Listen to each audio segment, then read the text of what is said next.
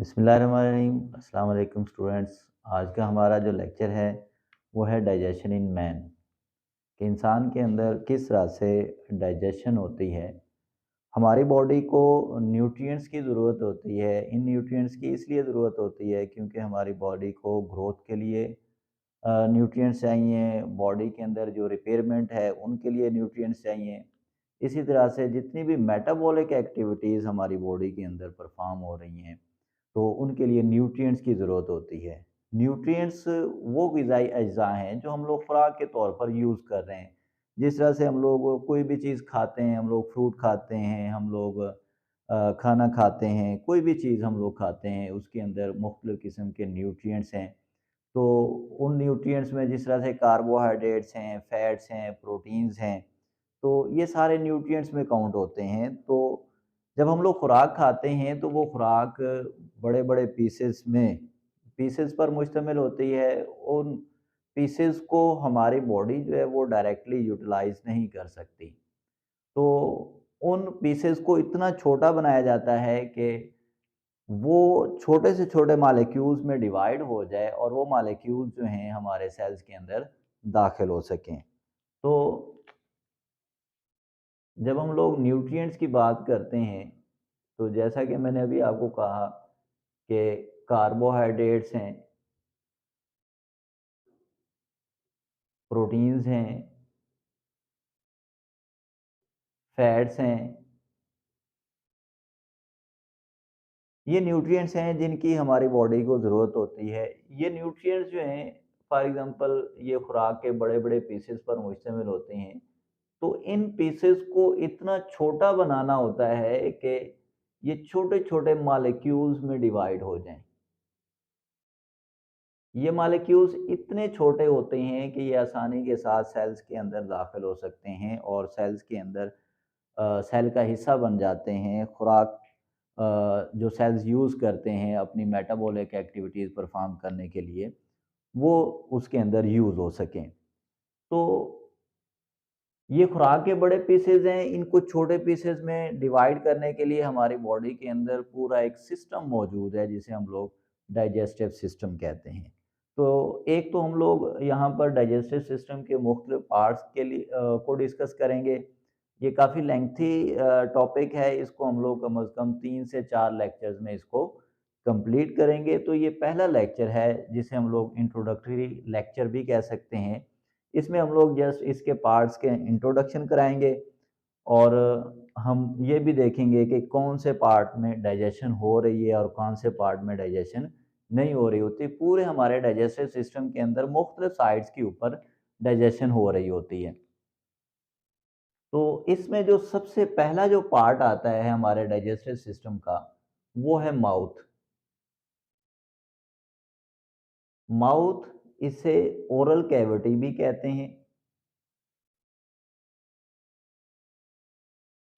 सबसे पहले खुराक जो है माउथ के अंदर आती है। माउथ के अंदर टीथ होते हैं।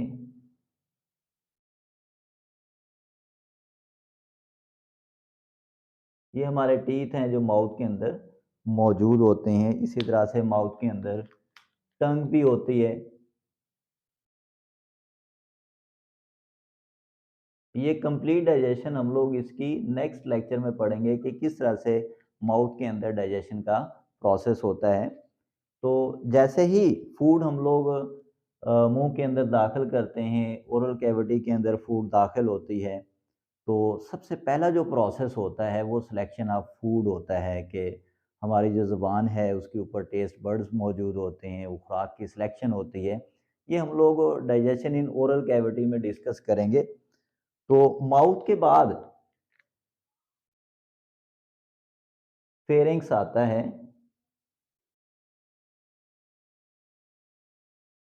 ये फेरिंक्स वो हिस्सा है जहाँ पर खुराक की और सांस की नाली दोनों इक्वली चलती हैं।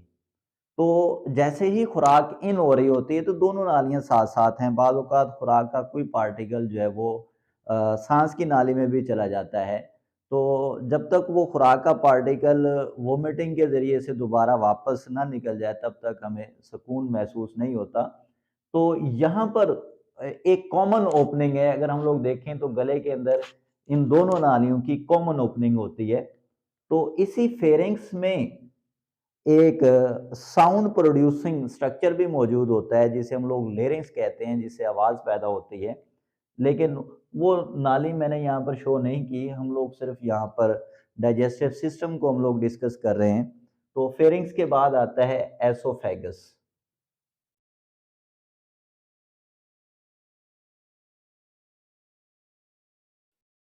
खुराक जो है ओरल कैविटी से ये खुराक है, फेरिंग्स में आएगी, फेरिंग्स से एसोफेगस में आएगी। एसोफेगस से ये खुराक जो है स्टमक में आएगी। ये एक छोटा सा बैग है जो हमारे एब्डोमेन के अंदर मौजूद होता है, जिसे हम लोग स्टमक कहते हैं। अब ये जो हमारी खुराक की नाली है, इस खुराक की नाली को एलिमेंट्री कैनाल भी कहते हैं।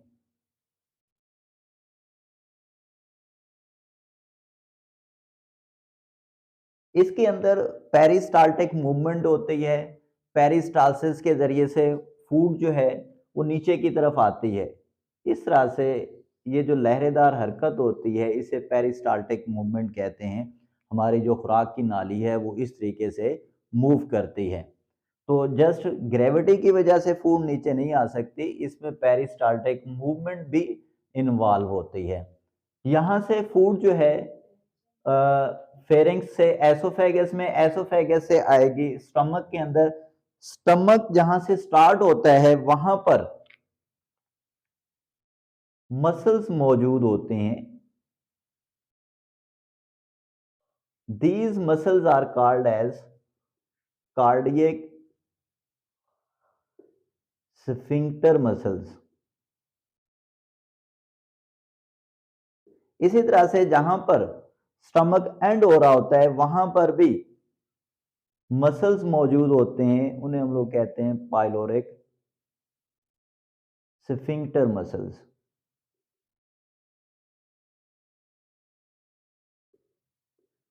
इन मसल्स का फंक्शन ये होता है कि जब फूड स्टमक के अंदर आ गई है तो फूड वापस एसोफेगस में नहीं जाएगी, या स्टमक से आगे स्मॉल इंटेस्टाइन में आ गई है तो स्मॉल इंटेस्टाइन से वापस स्टमक में नहीं आएगी। तो स्टमक हमारा एक ऐसा बैग है, इसकी दीवारों में मसल्स मौजूद होते हैं, इसे हम लोग मस्कुलर बैग भी कह सकते हैं। इसकी जो शेप होती है, इसका जो स्ट्रक्चर होता है वो जे शेप होता है। इस स्टमक के अंदर ग्लैंड्स मौजूद होते हैं। इन ग्लैंड्स में से मुख्तलिफ किस्म की सिक्रीशन सिक्रीट होती हैं, जिस तरह से HCl की सिक्रीशन होती है। तो ये ग्लैंड्स जो हैं डाइजेशन में हेल्प करते हैं, क्योंकि ये ग्लैंड्स स्टमक के अंदर मौजूद होते हैं। इनकी लोकेशन की बुनियाद पर इनका नाम जो है वो गैस्ट्रिक ग्लैंड रखा जाता है। इसी तरह से ग्लैंड्स हमारे माउथ के अंदर भी हैं जो फूड की डाइजेशन में हेल्प करते हैं। तो हम उन्हें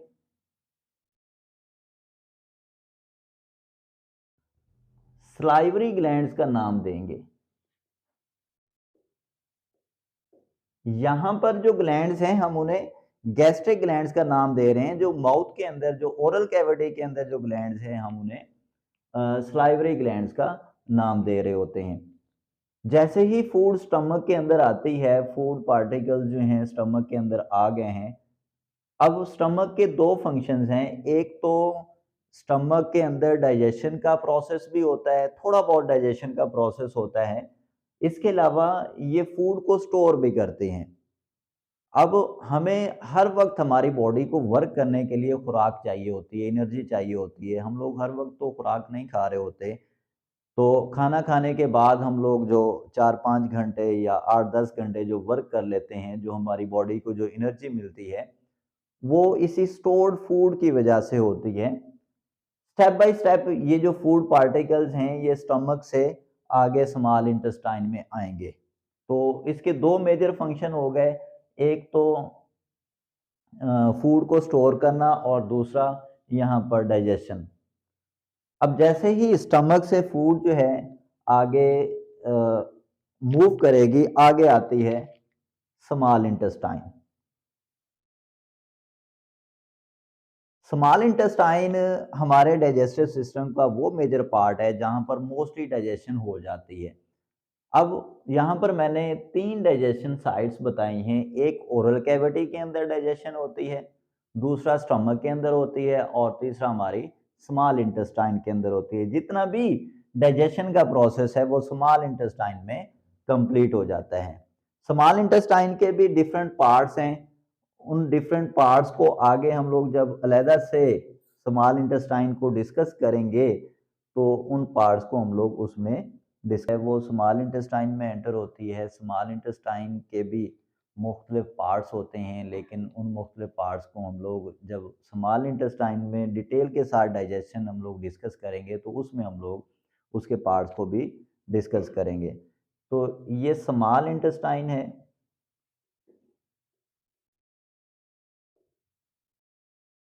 ये जो स्टमक है, उस स्टमक के अंदर का जो इन्वायरमेंट है, उसका जो मीडियम होता है वो एसिडिक होता है, लेकिन जैसे ही फूड जो है वो स्मॉल इंटेस्टाइन में एंटर होती है तो उसका जो मीडियम है वो अल्कलाइन हो जाता है।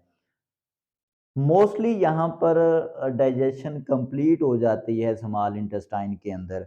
बाकी जो बचता है वो वेस्ट मटेरियल बचता है। तो इस स्मॉल इंटेस्टाइन को ब्लड कैपिलरीज ने सर्कुलेट किया हुआ होता है। ये ब्लड कैपिलरीज हैं जिन्होंने स्मॉल इंटेस्टाइन को सर्कुलेट किया हुआ है।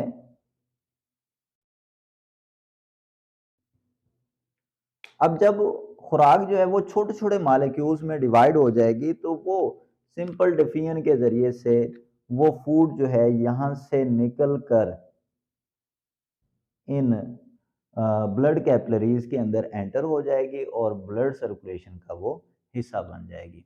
जहाँ पर स्मॉल इंटेस्टाइन एंड होती है वहाँ पर लार्ज इंटेस्टाइन स्टार्ट हो जाती है। ये जो मैंने बड़ी सी जो इंटेस्टाइन बनाई है ये लार्ज इंटेस्टाइन है। जो यहाँ से स्टार्ट हो रही है ये सारी लार्ज इंटेस्टाइन है। इस लार्ज इंटेस्टाइन के साथ एक फिंगर लाइक प्रोजेक्शन होती है, एक ब्लाइंड सैक होती है, एक छोटी सी थैली होती है, उसे हम लोग अपेंडिक्स कहते हैं। बाज़ औक़ात ऐसा होता है कि इस अपेंडिक्स के अंदर कोई फूड पार्टिकल इन हो जाता है तो वो पॉइज़न में चेंज होता है, जिसकी वजह से एब्डोमेन के अंदर बहुत ज़्यादा पेन होता है और इसको फिर सर्जिकली रिमूव कराना पड़ता है। तो अब खुराक जो वेस्ट मटेरियल की फॉर्म में लार्ज इंटेस्टाइन में आ गई है। लार्ज इंटेस्टाइन के 3 पार्ट्स होते हैं। सबसे पहला पार्ट है सीकम। इस सीकम के आगे यहाँ से कोलोन और इसका जो लास्ट पार्ट है उसे हम लोग रेक्टम। लार्ज इंटेस्टाइन का जो लास्ट पार्ट है वो रेक्टम है। लार्ज इंटेस्टाइन के मैंने यहाँ पर 3 पार्ट्स मेंशन किए हैं। एक है सीकम, सीकम के बाद यहाँ से जो है कोलोन स्टार्ट हो जाता है और कोलोन के बाद जो इसका लास्ट पार्ट है उसे रेक्टम कहते हैं। अब ये जो फूड एंटर हुई है, ये फूड दरअसल वेस्ट कंपोनेंट्स हैं सारे, ये वेस्ट मटेरियल है। तो जितनी भी डाइजेशन होनी थी वो स्मॉल इंटेस्टाइन के अंदर हो गई है। उसके बाद यहाँ पर जो मटेरियल इन होता है वो वेस्ट मटेरियल होता है। तो ये जो लार्ज इंटेस्टाइन है, इस लार्ज इंटेस्टाइन को भी ब्लड कैपिलरीज ने सराउंड किया हुआ होता है, क्योंकि लार्ज इंटेस्टाइन के अंदर डाइजेशन तो होनी नहीं है। यहाँ पर इस वेस्ट मटेरियल के अंदर जो पानी है या कुछ और न्यूट्रिएंट्स हैं जिस तरह से विटामिन्स होते हैं वो रीअब्जॉर्ब होते हैं।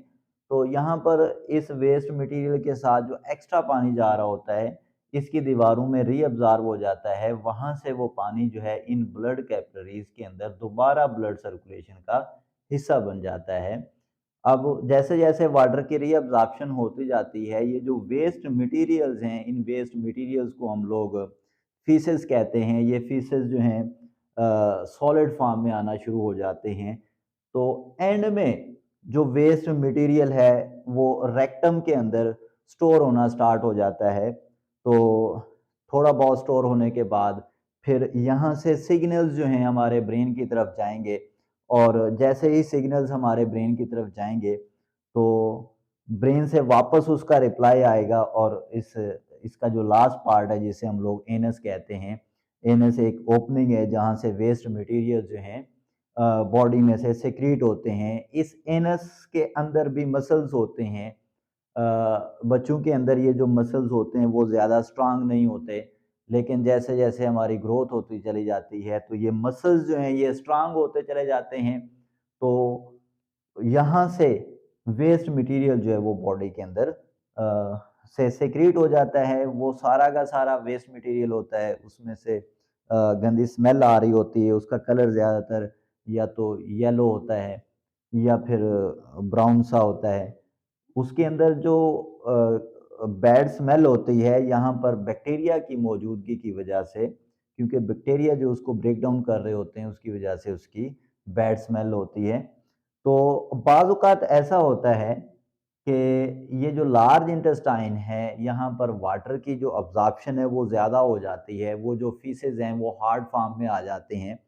तो उन फीसेस को फिर बॉडी में से सीक्रेट करना जो है वो हमारे लिए मुश्किल हो जाता है, तो जिसे हम लोग कॉन्स्टिपेशन कहते हैं।